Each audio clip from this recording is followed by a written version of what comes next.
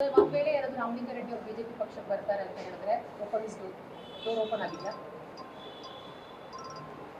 ಭಾರತೀಯ ಜನತಾ ಪಾರ್ಟಿ ನಮ್ಮ ಸಂಘಟನೆ ಸುಭದ್ರವಾಗಿದೆ. ಲಕ್ಷಾಂತರ ಕಾರ್ಯಕರ್ತರ ಪಡೆ ಇದೆ. ರಾಜ್ಯದ ಜನರು ಕೂಡ ಬಯಸ್ತಾ ಇರುವಂಥದ್ದು ಆದಷ್ಟು ಬೇಗ ರಾಜ್ಯದಲ್ಲಿ ಚುನಾವಣೆ ಆಗಿ ಈ ದರಿದ್ರ ಕಾಂಗ್ರೆಸ್ ಸರ್ಕಾರ ತೊಲಗಬೇಕು ಅನ್ನುವ ಅಪೇಕ್ಷೆಯಲ್ಲಿ ಅವರು ಕೂಡ ಇದ್ದಾರೆ. ಹಾಗಾಗಿ ಜನರ ಆಶೆ ತಕ್ಕಂತೆ ಅವರು ಚುನಾವಣೆಗೆ ಹೋಗಲಿ. ನಮಗೆ ವಿಶ್ವಾಸ ಇದೆ, ನಾಡಿನ ಜನತೆ ನಮಗೆ ಆಶೀರ್ವಾದ ಮಾಡ್ತಾರೆ. Thank you. ಒಂದು ಕಡೆ ಬಿಟಿಎಂ ಲೇಔಟ್ ಮತ್ತೆ ಸೌತ್ ಬೆಂಗಳೂರಲ್ಲಿ ರಾಮಲಿಂಗಾರೆಡ್ಡಿ ಅವರಿಗೆ ತುಂಬಾನೇ ಸ್ಟ್ರಾಂಗ್ ಹೋಲ್ಡ್ ಇದೆ. ಸೊ ಇದನ್ನ ನೀವೇನಾದರೂ ಬಿಬಿಎಂಪಿ ಎಲೆಕ್ಷನ್ ಅಲ್ಲಿ ಬಳಸ್ಕೊತೀರಾ ಸ್ಟ್ರಾಟಜಿಯಾಗಿ ಕಾಂಗ್ರೆಸ್ ಅಧಿಕಾರ ಮಾಡೋದಕ್ಕೆ? ಬಿಜೆಪಿ ನಾವು ಗೆಲ್ಲಬೇಕು ಅಂತ ಹೇಳಿದ್ರೆ ಕಾಂಗ್ರೆಸ್ಸಿನ ಆಂತರಿಕ ಕಚ್ಚಾಟದಿಂದ ನಾವು ಗೆಲ್ಲಬೇಕು ಅಂತೇನಿಲ್ಲ.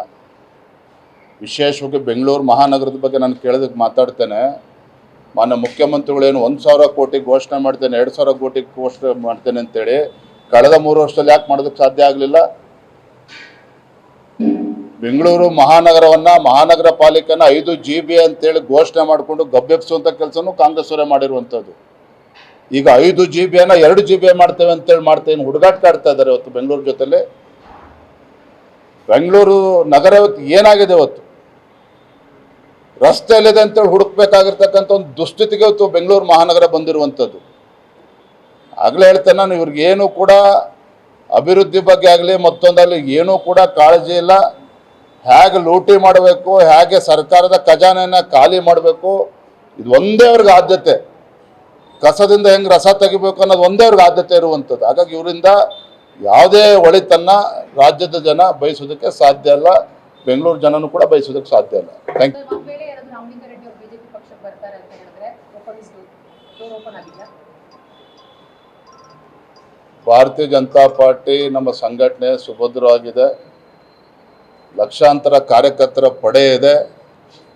ರಾಜ್ಯದ ಜನರು ಕೂಡ ಬಯಸ್ತಾ ಇರುವಂಥದ್ದು ಆದಷ್ಟು ಬೇಗ ರಾಜ್ಯದಲ್ಲಿ ಚುನಾವಣೆ ಆಗಿ ಈ ದರಿದ್ರ ಕಾಂಗ್ರೆಸ್ ಸರ್ಕಾರ ತೊಲಗಬೇಕು ಅನ್ನುವ ಅಪೇಕ್ಷೆಯಲ್ಲಿ ಅವರು ಕೂಡ ಇದ್ದಾರೆ.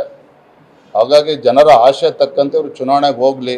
ನಮಗೆ ವಿಶ್ವಾಸ ಇದೆ, ನಾಡಿನ ಜನತೆ ನಮಗೆ ಆಶೀರ್ವಾದ ಮಾಡ್ತಾರೆ. Thank you. ಒಂದು ಕಡೆ ಬಿಟಿಎಂ ಲೇಔಟ್ ಮತ್ತೆ ಸೌತ್ ಬೆಂಗಳೂರಲ್ಲಿ ರಾಮಲಿಂಗಾರೆಡ್ಡಿ ಅವರಿಗೆ ತುಂಬಾನೇ ಸ್ಟ್ರಾಂಗ್ ಹೋಲ್ಡ್ ಇದೆ. ಸೊ ಇದನ್ನ ನೀವೇನಾದರೂ ಬಿಬಿಎಂಪಿ ಎಲೆಕ್ಷನ್ ಅಲ್ಲಿ ಬಳಸ್ಕೊತೀರಾ ಸ್ಟ್ರಾಟಜಿಯಾಗಿ ಕಾಂಗ್ರೆಸ್ ಅಧಿಕಾರ ಮಾಡೋದಕ್ಕೆ? ಬಿಜೆಪಿ ನಾವು ಗೆಲ್ಲಬೇಕು ಅಂತ ಹೇಳಿದ್ರೆ ಕಾಂಗ್ರೆಸ್ಸಿನ ಆಂತರಿಕ ಕಚ್ಚಾಟದಿಂದ ನಾವು ಗೆಲ್ಲಬೇಕು ಅಂತೇನಿಲ್ಲ. ವಿಶೇಷವಾಗಿ ಬೆಂಗಳೂರು ಮಹಾನಗರದ ಬಗ್ಗೆ ನಾನು ಕೇಳೋದಕ್ಕೆ ಮಾತಾಡ್ತೇನೆ. ಮಾನ್ಯ ಮುಖ್ಯಮಂತ್ರಿಗಳೇನು 1,000 ಕೋಟಿ ಘೋಷಣೆ ಮಾಡ್ತೇನೆ, 2,000 ಕೋಟಿ ಘೋಷಣೆ ಮಾಡ್ತೇನೆ ಅಂತೇಳಿ ಕಳೆದ 3 ವರ್ಷದಲ್ಲಿ ಯಾಕೆ ಮಾಡೋದಕ್ಕೆ ಸಾಧ್ಯ ಆಗಲಿಲ್ಲ? ಬೆಂಗಳೂರು ಮಹಾನಗರ ಪಾಲಿಕೆನ 5 GB ಅಂತೇಳಿ ಘೋಷಣೆ ಮಾಡಿಕೊಂಡು ಗಬ್ಬೆಬ್ಸುವಂಥ ಕೆಲಸನೂ ಕಾಂಗ್ರೆಸ್ ಅವರೇ ಮಾಡಿರುವಂಥದ್ದು. ಈಗ 5 GB 2 GB ಮಾಡ್ತೇವೆ ಅಂತೇಳಿ ಮಾಡ್ತೇನೆ ಹುಡುಗಾಟ ಆಡ್ತಾ ಇದ್ದಾರೆ ಇವತ್ತು ಬೆಂಗಳೂರು ಜೊತೆಲಿ. ಬೆಂಗಳೂರು ನಗರ ಇವತ್ತು ಏನಾಗಿದೆ, ಇವತ್ತು ರಸ್ತೆಯಲ್ಲಿದೆ ಅಂತೇಳಿ ಹುಡುಕ್ಬೇಕಾಗಿರ್ತಕ್ಕಂಥ ಒಂದು ದುಸ್ಥಿತಿಗೆ ಇವತ್ತು ಬೆಂಗಳೂರು ಮಹಾನಗರ ಬಂದಿರುವಂಥದ್ದು. ಆಗಲೇ ಹೇಳ್ತೇನೆ ನಾನು, ಇವ್ರಿಗೇನು ಕೂಡ ಅಭಿವೃದ್ಧಿ ಬಗ್ಗೆ ಆಗಲಿ ಮತ್ತೊಂದಾಗಲಿ ಏನೂ ಕೂಡ ಕಾಳಜಿ ಇಲ್ಲ. ಹೇಗೆ ಲೂಟಿ ಮಾಡಬೇಕು, ಹೇಗೆ ಸರ್ಕಾರದ ಖಜಾನೆಯನ್ನು ಖಾಲಿ ಮಾಡಬೇಕು, ಇದು ಒಂದೇ ಅವ್ರಿಗೆ ಆದ್ಯತೆ. ಕಸದಿಂದ ಹೆಂಗೆ ರಸ ತೆಗಿಬೇಕು ಅನ್ನೋದು ಒಂದೇ ಅವ್ರಿಗೆ ಆದ್ಯತೆ ಇರುವಂಥದ್ದು. ಹಾಗಾಗಿ ಇವರಿಂದ ಯಾವುದೇ ಒಳಿತನ್ನು ರಾಜ್ಯದ ಜನ ಬಯಸೋದಕ್ಕೆ ಸಾಧ್ಯ ಇಲ್ಲ, ಬೆಂಗಳೂರು ಜನನೂ ಕೂಡ ಬಯಸೋದಕ್ಕೆ ಸಾಧ್ಯ ಇಲ್ಲ. Thank you.